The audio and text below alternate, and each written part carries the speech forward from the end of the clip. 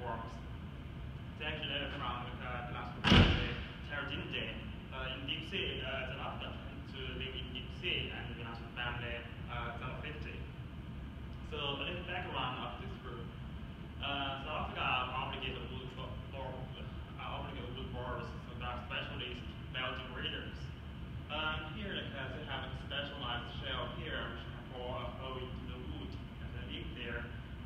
They also contain bacteria and enzymes in their gill regions, which can convert cellulose from the wood to the nutrition for the host. And some of them, not all of them, show extreme dark males, which are presumably adaptation to the female sexual stage. So in this study, we actually want to use like a Xylophaga to test two different hypotheses here. The first hypothesis is related to death.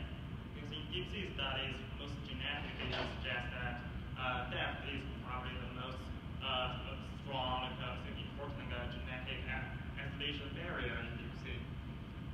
Here I would expect genetic activity is much greater within the same depth range than different depth zones.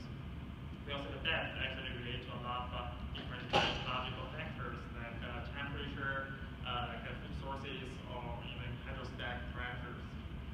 So the second hypothesis is about recruitment patterns, because like the wood falls in the deep sea are largely patchily distributed.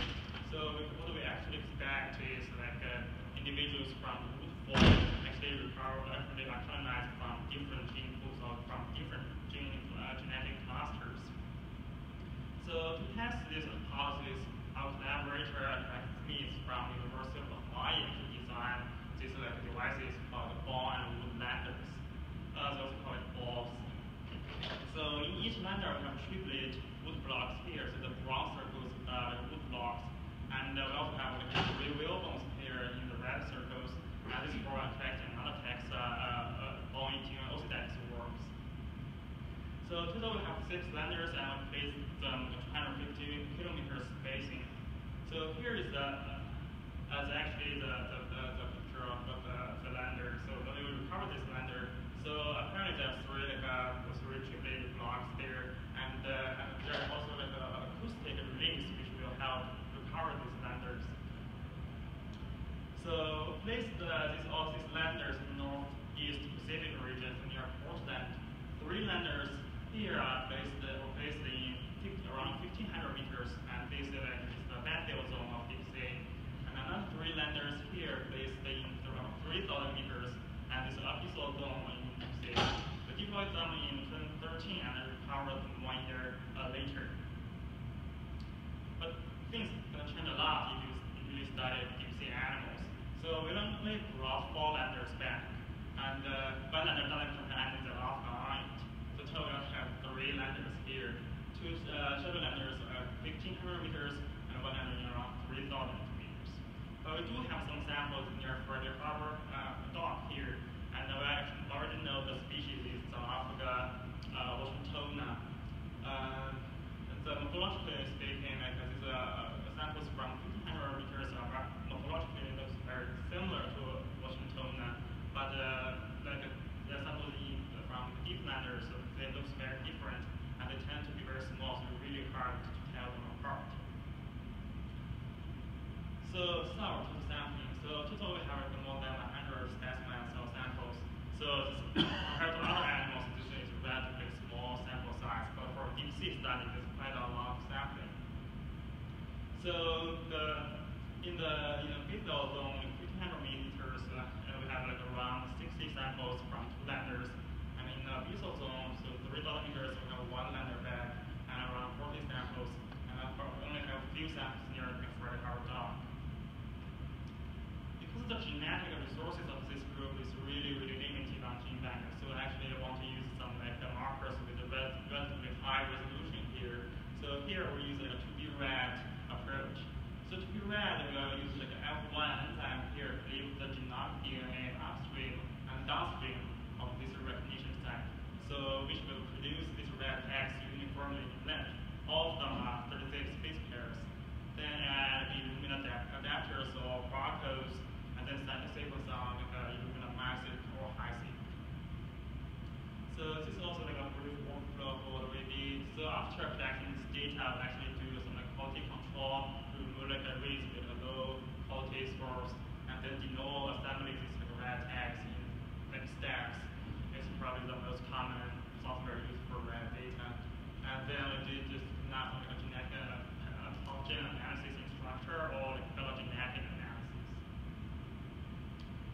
So we recovered around 0.5 million stacks. All of them are potential loci, but only have loci present at least in 70% of all individuals, and with a minimum coverage of 20.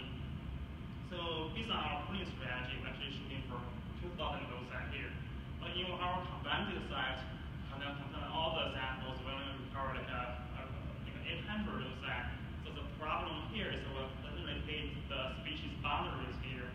So like this RAD data to be RAD sequence is too short, only 36 base pairs. So we won't be able to find a lot of shared orthologs across potential different genetic lineages. So we just divide this data in subsequent to one is in the all samples in the abyssal data site, in the abyssal zone around 3,000 meters, found around 1,400 loci, and all the samples in the basal zone around 1,500 meters and more than 2,000 loci, and this is actually what we're shooting for. So look at the results. So this is the structure plot. Structure is based in clustering method to infer the pollen structure from RAD data, SNP data, or AFP data. So here, all the individual lines represent individuals, and then they divided by different blocks here, and subdivided by different lenders, and different colors suggest different genetic population clusters. So apparently we have 3 different clusters here. So lender 1, ball 1, and ball 3 are from 1,500 meters. So this is one population cluster. And all the samples from deeper side, 3,000 meters, is another cluster. And apparently the dog samples is their own cluster. So total 3 clusters. So to take a look at this more closely, so in the battle data site from 1,500 meters, so we have 2 lenders, and apparently this is a well-mixed population here. So there's only one population cluster here. Because we are also want to figure out, trying to evaluate the recruitment patterns of these guys. So here I will actually doing that by looking at the level of heterozygosity of this across all the loci here. So in this figure, so we actually plot our loci based on their expected heterozygosity against the observed heterozygosity. So here in the red line here actually suggests that the same value of expected and observed heterozygosity.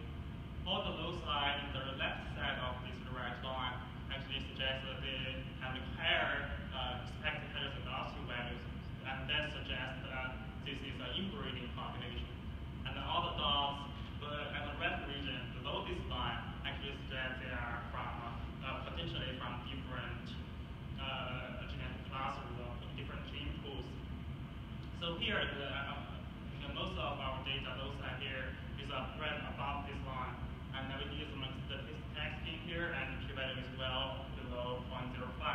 So this data strongly suggests all the individuals in the battle zone 1,500 meters are from the inbreeding population. They are all from the same genetic cluster here. So to look at another data site, abyssal zone 3,000 meters. So this is a totally different story here. Even though we only have one lender, but we demonstrate 2 different clusters here. Even within the same wood block, we found 2 different genetic clusters. So again, we plot the expected heterozygosity against the observed ones. So it's a little like a difference here, which is some variations. We do see a lot of those that here have significant, very high expected heterozygosity values. But we also see a lot of those that strongly suggest they are come from different genetic clusters, and the p-value is not significant, so it's really hard to tell them apart. So based on the structure, we have 2 clusters here, so we actually plot them separately. I mean, overall, they look similar, but we do see a population plus 1 here. There's a lot of loci have significant high expected heterozygosity values. So there are some differences between these 2 clusters in terms of heterozygosity level. So we also, to validate this RAD data, we sequence 8 lepton genomes from 8 individuals. So 2 individuals from each lender or locality. So and know, I just did only a pixel one tree, so how to put all the mitochondrial data together. But there is actually matches of what we see from the RAD data. So in 1500 meters in that album, all those, for example, the family from one lineage, and the dot ones is like the Washingtona, is another lineage here, and in the basal zone, there are definitely two different genetic lineages here. So to conclude, we do find like activation depth is much greater than activation by distance here. So potentially see different genetic lineages in different depth zones. And recruitment patterns. So all the individuals from in the base cells at 1500 meters, they are potentially come from the same gene pool, but the individuals